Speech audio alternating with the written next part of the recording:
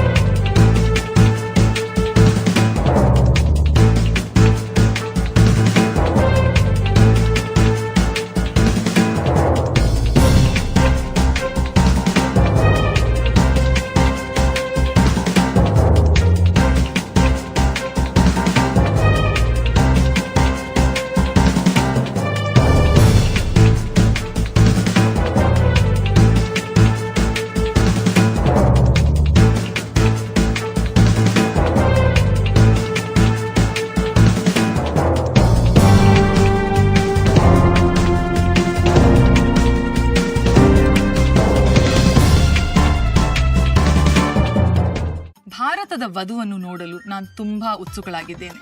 ಪ್ರತಿಯೊಂದು ಸಂಪ್ರದಾಯ, ಆಭರಣಗಳ ಪ್ರಕಾಶಮಾನವಾದ ಅಲಂಕಾರ ವಧುವಿನಿಂದಲೇ ಮಾತ್ರ ಕಾಣಬಹುದು.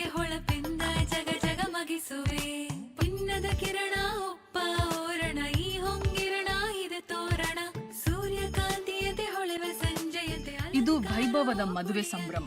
ಮಲಬಾರ್ ಗೋಲ್ಡನ್ ಡೈಮಂಡ್ಸ್ ಅವರಿಂದ ಭಾರತದ ವಧುವರಿಗೆ ಪ್ರೀತಿಯ ಸಮರ್ಪಣೆ.